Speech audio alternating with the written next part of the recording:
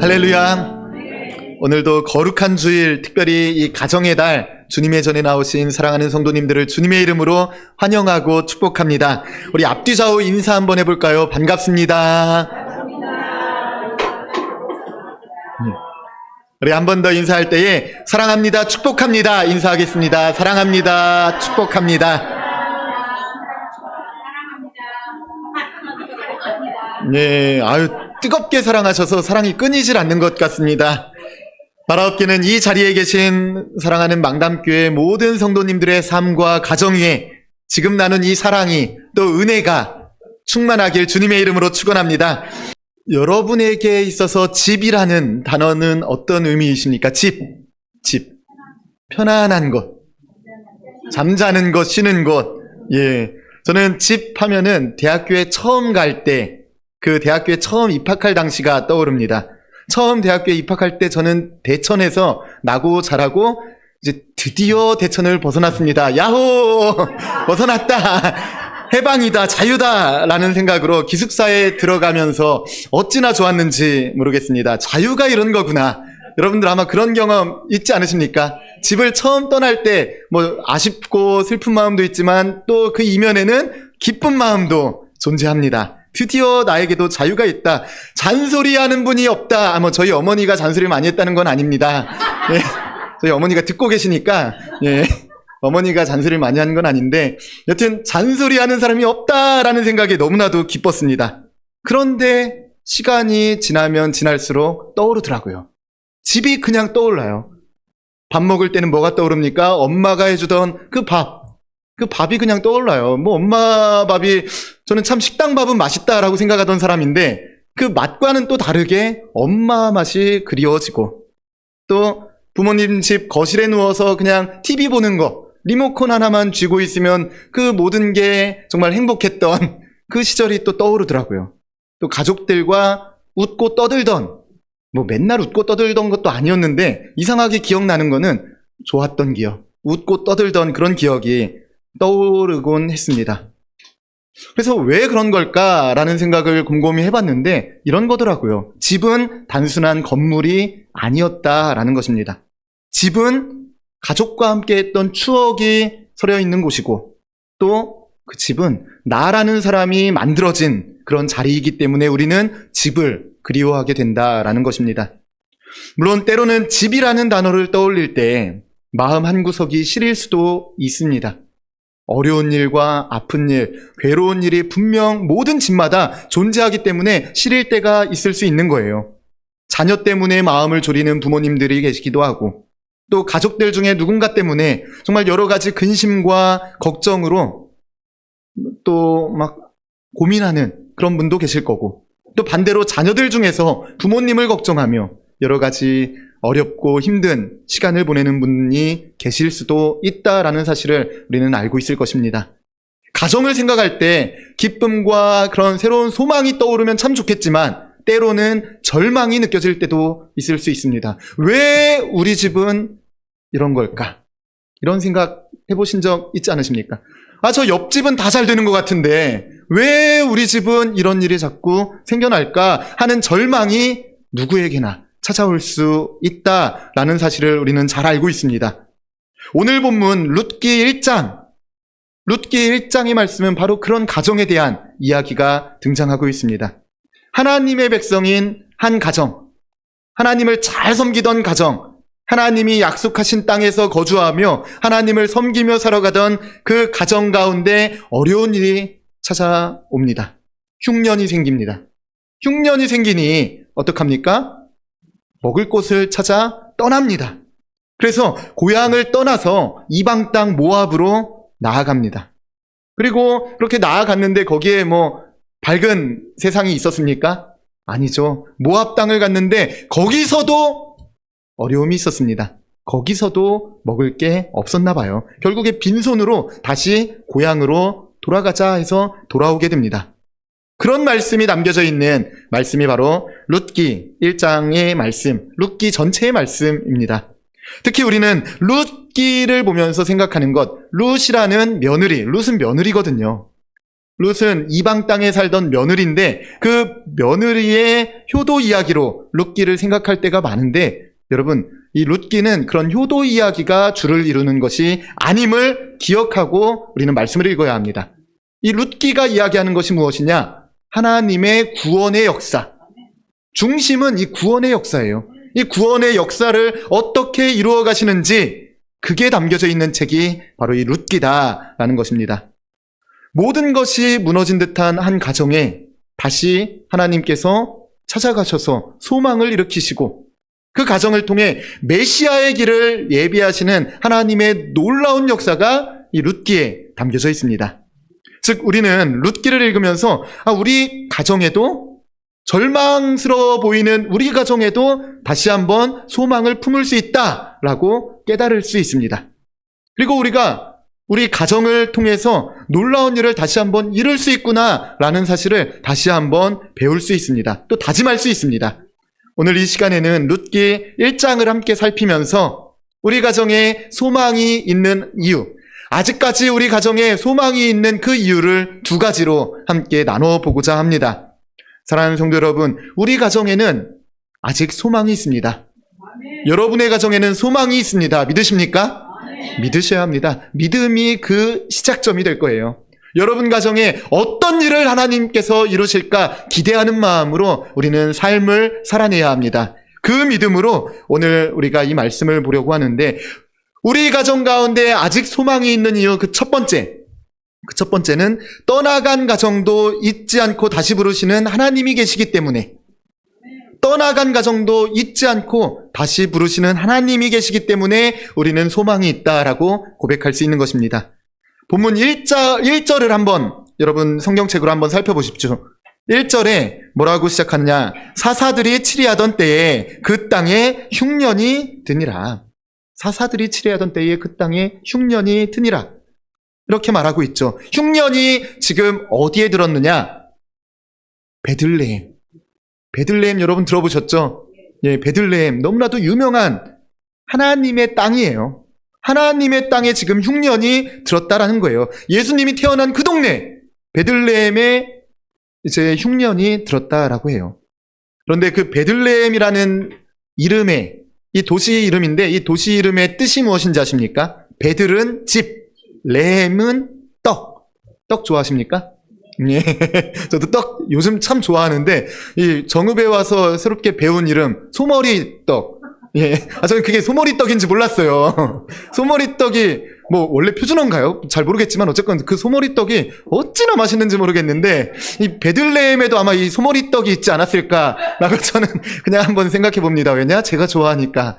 예, 이 베들레헴은 떡집이라는 뜻이에요. 아마 그런 먹을 게 많았던 동네였기 때문에 이렇게 표현하지 않았을까 생각합니다. 뭔가가 풍족했던 동네였던 것 같습니다. 근데 지금 1절에서 뭐라고 말합니까? 이 베들레헴, 이 떡집에 떡이 없다. 흉년이 들었다. 라고 이야기하는 거예요. 여러분 생각해 보십시오. 여러분들이 자주 가는 떡집 어디에 있습니까? 이름이 뭐예요? 초강떡집? 천덕방앗간? 거기에 떡이 없다고 생각해 보십시오. 이상하지 않습니까? 지금 베들레헴 떡집이라고 불리는 그 지역에 떡이 없다, 먹을 게 없다 라고 이야기합니다. 뭔가 아이러니한 모습이죠. 뭔가 심각해 보이는 일이 벌어진 것이다 라고 볼 수 있는 것입니다. 그 베들레헴에 한 사람이 살았는데 그 이름이 엘리멜렉이다 라는 사람이 살았다라고 합니다. 그래서 이 엘리멜렉이라는 사람은 이제 히브리인으로서, 이스라엘 사람으로서 그 땅 가운데 잘 살다가 먹을 게 없으니까 가장으로서 그 책임감이 있지 않습니까? 우리 먹을 것을 찾아 떠납시다 하고 모압이라는 이방 땅으로 떠납니다. 그런데 이 엘리멜렉이라는 사람의 이름을 보면은 정말 충격적이다라고 할 수 있어요. 왜 충격적이냐? 이 사람의 이름 뜻이 나의 하나님은 나의 왕이십니다 라는 뜻이 엘리멜렉이라고 해요. 그러니까 하나님을 나의 주인으로 모시며 나의 왕으로 모시며 살아가는 사람인데 떡이 없자, 먹을 게 없자 이제 고민하는 거예요. 자기의 생각을 이제 막 하기 시작해서 떡이 있는 곳을 찾아 떠나자라고 결단했다라는 것입니다. 흉년이 들자 하나님의 땅을 떠나서 이방 땅 모압으로 가버린 거예요. 본문을 자세히 보시면은 단어의 변화가 있습니다. 1절에는 거류라고 표현합니다. 거류하다, 잠시 머물다 라는 뜻이죠. 근데 2절에서 뭐라고 나오느냐? 거기 살더니 라고 조금 변합니다. 아니, 거류하고자 했지만 거기 살기 시작했다라는 거예요. 아마 좀 살아봐야겠다 라고 생각한 것 같습니다. 근데 4절을 보면 더 충격적이죠. 거기에 뭐라고 나오느냐? 거주한 지 10년. 10년 즈음에, 아니, 거류하러 갔던 자가 10년간 거기 살았다라는 거예요. 표현이 점점 바뀌죠. 거류에서 거주로, 거주에서 정착으로 이제 변화합니다. 점점 동화되어 가는 그런 모습이 말씀에 나와 있는 것입니다. 여러분, 이런 변화가 결코 남의 이야기일까요? 저는 결코 남의 이야기가 아닐 거다라고 생각합니다. 우리에게도 찾아올 수 있는 엄청난 위험이다라고 저는 말씀드리고 싶습니다. 우리도 잠시만 멀어지자, 잠시만 쉬자라고 생각할 수 있습니다. 교회 나오는 것을 잠시만 쉬자, 한 달만 쉬고 나갈게요 라는 생각을 할 수 있습니다. 하지만 그게 그 한 달이 2달이 되고, 2달이 3달이 되고, 3달이 되면 이제 그게 습관이 됩니다. 그러면은 1년이 되고 그게 10년이 되어버린다라는 거예요. 그만큼 세상에 동화되는 것은 너무나도 쉬운 일이다라고 볼 수 있는 것입니다. 여러분, 그렇지 않습니까? 세상의 것은 왜 이리 재밌습니까? 세상에서 노는 것은 왜 이리 재밌고, 친구들 만나는 것은 왜 이리 재밌으며, 주일날 누군가와 만나서 여행 가는 것은 얼마나 달콤합니까? 네. 지난주에 말씀드렸죠. 여행 가는 거 절대 자랑하지 말자. 우리 왕담교회 모든 교우들은 정말 주일날 껴서 여행 가는 거 절대 자랑하면 안 됩니다. 옆 사람이 영향을 받게 되는 거예요. 그렇게 세상에 동화되는 것은 쉽기 때문에 우리는 조심해야 된다라는 것입니다. 그렇게 모압 땅에서 살던 그 가정에 비극이 찾아옵니다. 너무나도 슬픈 비극이 찾아오죠. 먼저는 어떤 비극이냐? 엘리멜렉 가장이 죽습니다. 아버지가 죽었으니 어떡하지? 우리 한번 열심히 살아보자 했는데 또 비극이 찾아오죠. 2 아들이 죽습니다. 말륜과 기럐이라는 2 아들이 죽어요.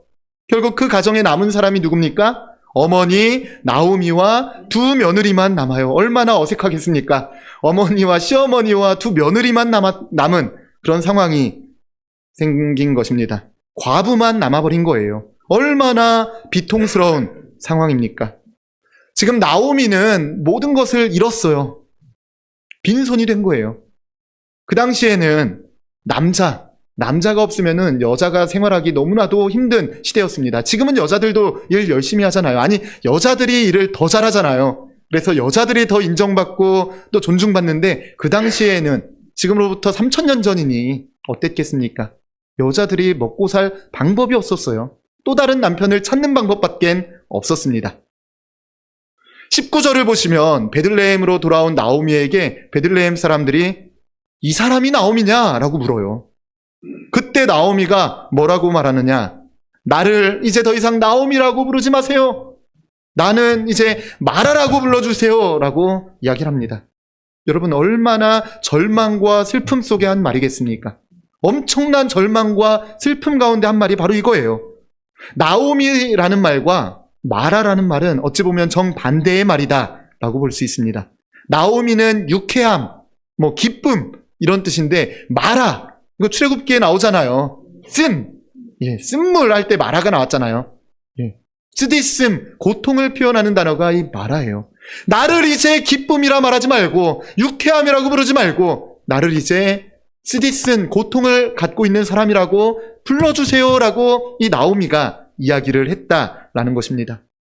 여러분, 유쾌하고 즐거웠던 인생이 지금 쓰디쓴 인생으로 변화되었다라는 절규를 하고 있는 나오미의 모습을 한번 생각해 보십시오. 여러분, 이 상황에 무엇이 느껴지십니까? 남편도 죽고 2 아들도 죽고 남은 거라곤 자신과 2 며느리뿐. 어떻게 살아갈까? 절망과 슬픔과 정말 한숨밖에 나오지 않는 그런 세상을 살았을 것입니다. 그런 마음을 품고 살았을 거예요. 어떠한 소망도 보이지 않았을 그런 상황이 이 가정 가운데 찾아온 거예요. 그런데 바로 그 절망의 한복판에서 6절, 6절이 등장합니다. 우리 6절 함께 읽어볼까요? 성경책을 펼치시고 6절을 함께 읽겠습니다. 그 여인이 모압 지방에서 여호와께서 자기 백성을 돌보사 이에 두 며느리와 함께 일어나 모압 지방에서 돌아오려 하여. 아멘. 이 6절이 룻기 전체에서 가장 중요한 구절이다 라고도 볼 수 있는 말씀입니다. 여러분 펜이 있으시면 성경책에 동그라미나 밑줄 같은 거 그으시면 좋을 거예요. 너무나도 중요한 말씀이 이 6절이에요. 이 구절 왜 중요하냐? 하나님께서 직접 역사하시는 게 딱 2번 나오거든요. 룻기에. 그중 하나예요. 뒤에 끝날 즈음에 한 번 더 나옵니다. 그러니까 모든 하나님의 역사와 그런 놀라운 능력의 시작의 말씀이 바로 이 6절인 것입니다. 하나님이 직접 움직이시는 그런 장면이 나온다라는 거예요. 이 구절을 보시면 여호와께서 자기 백성을 돌보시사라고 이야기하고 있습니다. 이 돌보시사라는 말이 우리한테는 그냥 한번 돌보셨다, 보셨다, 바라보았다라고 생각할 수도 있지만 원어를 찾아보면 그 뜻은 그냥 가벼운 단어가 아니라고 합니다. 돌보시사라는 것은 찾아오셨다라는 것을 뜻하는 되게 적극적인 이렇게 움직이는 단어다라고 이야기를 합니다. 즉 떠나간 백성에게도 먹을 게 없다고 바로 그 땅을 버리고 이방 땅으로 갔는데 그 땅에 갔던 그 백성에게도 하나님은 잊지 않으시고 하나님은 찾아가셨다라는 것, 이것이 얼마나 은혜로운 것입니까? 그리고 나서 주목해 보아야 할 게 룻기 1장에 가장 많이 나오는 단어가 무엇이냐? 바로 이 슈브라는 히브리어다라는 것입니다. 이 슈브 많이 들어보셨죠? 이 슈브, 여러분들은 성경 공부 열심히 하신 분들이라 잘 아실 텐데 이 슈브는 회개하다라는 뜻도 되고 정확히 말하면 돌아오다, 방향을 돌리다 이런 뜻이에요. 돌아가다라는 뜻이에요.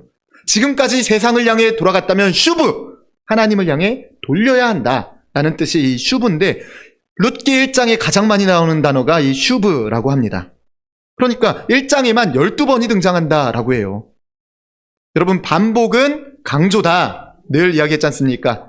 지금 엄청나게 12번이나 반복하고 있는 것, 12번 강조하고 있는 거예요. 돌아가야 한다, 돌아가야 한다, 돌아가자, 돌아가라 이야기하고 있는 것입니다. 사랑하는 성도 여러분, 이게 바로 우리 가정에도 아직 소망이 있는 이유 아니겠습니까? 우리가 아무리 하나님을 떠난다 할지라도 하나님은 여전히 우리를 찾으시고 우리를 잊지 않으시고 우리에게 돌아와라, 돌아와라 외치고 계시다라는 것입니다. 우리 가정이 마라가 되어 쓰디쓴 고통 가운데 있을지라도 하나님은 여전히 우리를 잊지 않으시고 우리에게 다시금 찾아오셔서 말씀하신다라는 것입니다. 여러분, 우리 가정 가운데 남겨진 모압이 무엇이 있는지 한번 생각해 보시기 바랍니다. 흉년 끝에 양식을 주신 그 하나님께서 오늘도 우리 가정을 찾아 부르고 계심을 믿으시기 바랍니다. 거기에 우리의 소망이 있다는 확신을 갖고 살아가는 우리 모든 망담교회 성도님들 되시길 주님의 이름으로 축원합니다. 두 번째, 우리의 가정에 아직 소망이 있는 그 이유는 한 사람의 헌신이 메시아의 가보를 잊게 만들었다라는 것입니다. 한 사람의 헌신이었는데 결국엔 그게 엄청난 역할을 하게 됐다라는 거예요. 우리 룻기 16절 함께 읽어볼까요? 1장 16절 함께 읽겠습니다. 룻이 이르되 내게 어머니를 떠나며 어머니를 따르지 말고 돌아가라. 강권하지 마옵소서. 어머니께서 가시는 곳에 나도 가고 어머니께서 머무시는 곳에서 어머니의 백성이 나의 백성이 되고 어머니의 하나님이 나의 하나님이 되시리니. 아멘. 여러분, 되게 아름다운 고백 아닙니까? 이 고백이 어찌 보면 룻기에서 가장 유명한 구절이기도 할 거예요. 이 고백은 충분히 사랑하는 사람에게도 할 수 있는 너무나도 아름다운 고백인데 여러분 주의해야 할 게 있습니다. 혹시 시어머니 되시는 분들, 왜 내 며느리는 이런 말 안 하나? 이런 생각하시면 안 됩니다. 이게 독특한 거예요. 정말 대단한 거예요. 안 하는 게 당연한 거예요. 왜 우리 며느리는 이 가정의 달이고 어버이날이 내일 코앞에 왔는데 이런 말을 안 하나? 그런 생각하지 마시고 한번 이걸 바라보시기 바랍니다. 또 여기서 말하는 것은 이 효심을 말하는 것이 아니다라는 거예요. 룻의 말을 잘 보십시오. 어머니의 백성이 나의 백성이 되고 어머니의 하나님이 나의 하나님이 되시리이다 라는 이 표현, 여러분 많이 들어보셨어야 할 표현입니다. 구약 성경에 이런 표현이 많이 나왔어요. 언제 많이 나왔느냐? 하나님이 이런 말씀을 많이 하셨어요. 예, 다 아시네요. 구약 성경 전체를 관통하는 표현이 바로 이 표현이다 라고도 할 수 있는데, 나는 너의 하나님이 되고 너희는 나의 백성이 되리라, 이렇게 엄청나게 언약의 표현, 언약의 약속, 그 표현을 지금 이 룻이 한 것입니다. 룻의 고백이 이 하나님의 언약의 변형이다 라고 할 수 있는 거예요. 룻은 시어머니에게 그냥 따라가겠다, 어머니 잘 쫓아가겠습니다 라고 말하는 것이 아니다라는 거예요. 효도 잘하겠습니다 라고 말하는 것이 아니다. 룻은 고향이 어디라고 했습니까? 모압, 이방 땅에서 나고 자란 사람이에요. 그러니까 하나님을 잘 믿었을까요? 아니에요. 그 땅에도 이방 신이 있었습니다. 그모스라는 신이 있었는데, 그 그모스 신을 잘 믿었던 내가 이제 그 그모스 신을 떠나서 전적으로 하나님께, 여호와 하나님께 제가 헌신하겠습니다 라고 신앙 고백을 하고 있는 표현이 바로 이거다 라고 봐야 되는 거예요. 어머니를 따라가겠다라는 게 핵심 문장이 아니라, 어머니의 하나님이 나의 하나님이 되었다, 어머니의 하나님이 나의 하나님이다 라는 이 선언이 중요한 것이다 라는 것입니다. 완벽한 회심을 선언한 거예요. 어떤 신학자는 룻의 이러한 결단을 아브라함의 결단과 비교하면서 오히려 아브라함의 결단보다 더 위대하다라고 평가하기도 합니다. 왜냐? 아브라함은 하나님의 음성을 들었어요. 직접 들었습니다. 그리고 나서 하나님이 말씀하셨으니 나아가자라고 했습니다. 하나님의 약속을 직접 받았지만 룻은 약속 그런 거 없었어요. 음성을 듣지도 못했고 아무것도 없었습니다. 오직 시어머니의 삶에서 여호와 하나님을 바라본 거예요. 그 하나님을 자신의 하나님으로 선택한 것이다 라는 것입니다.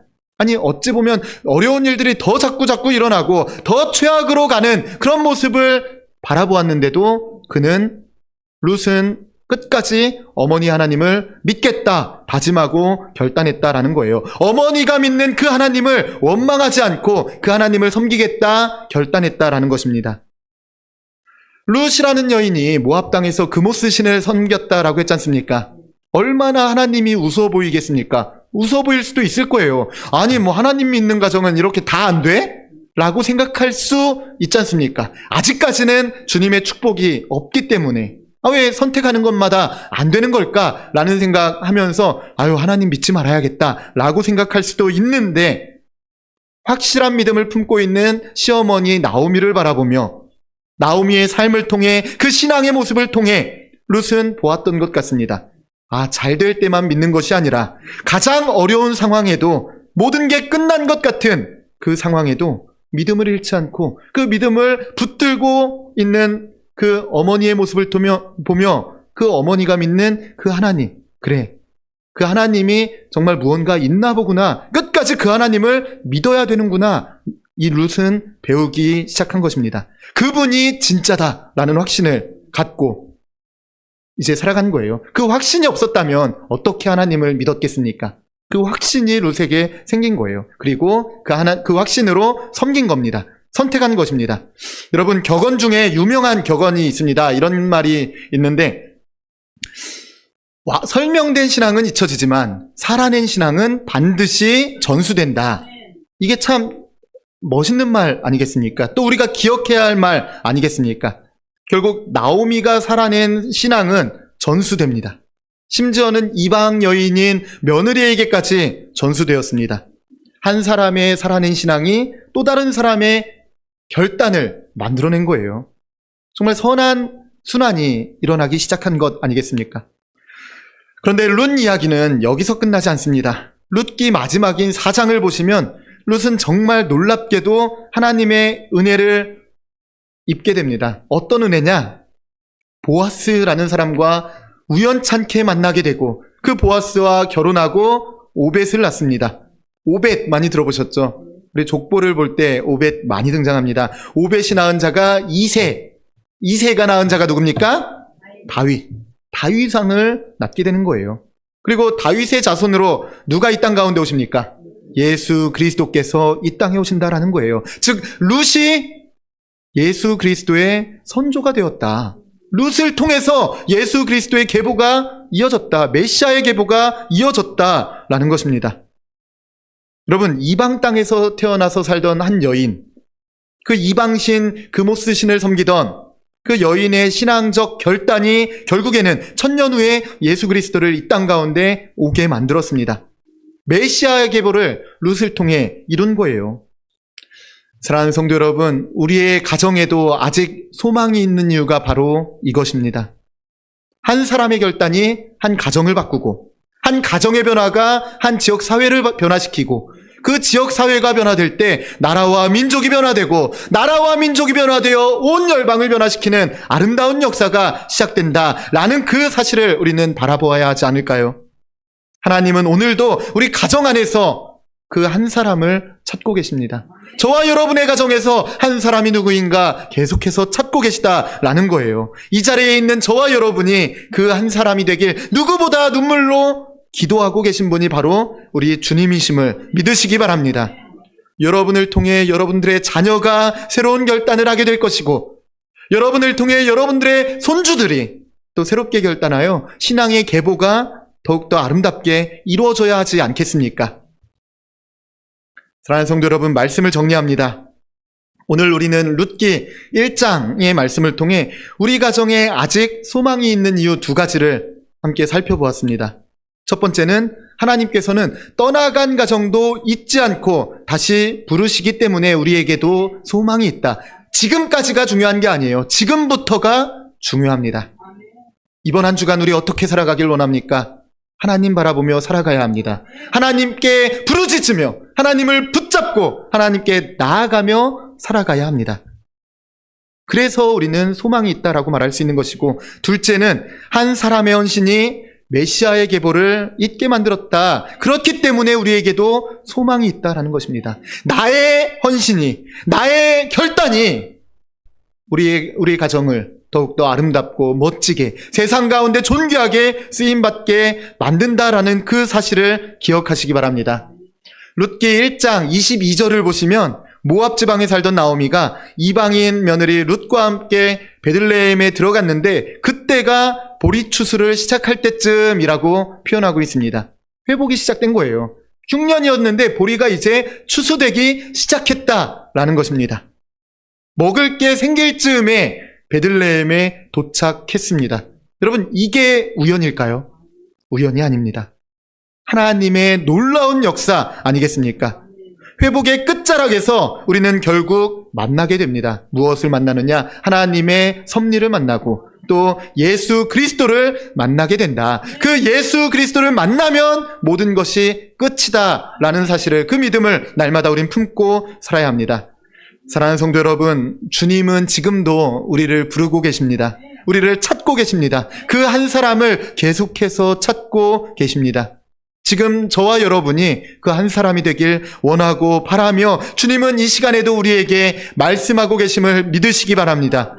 바라옵기는 주님의 음성에 온전히 응답하는 이 예배의 자리, 이 말씀의 자리가 되길 주님의 이름으로 축원합니다. 특별히 여러분을 통해 메시아의 축복이 여러분 가정에 깃들어지고, 또 그 축복이 우리 망담교회 가운데 깃들어지고, 그 축복이 우리 망담교회 모든 성도님들의 삶과 자손들 가운데 깃들어지고, 그리하여 그 축복이 우리 대한민국 위에 임하길 주님의 이름으로 간절히 축원합니다.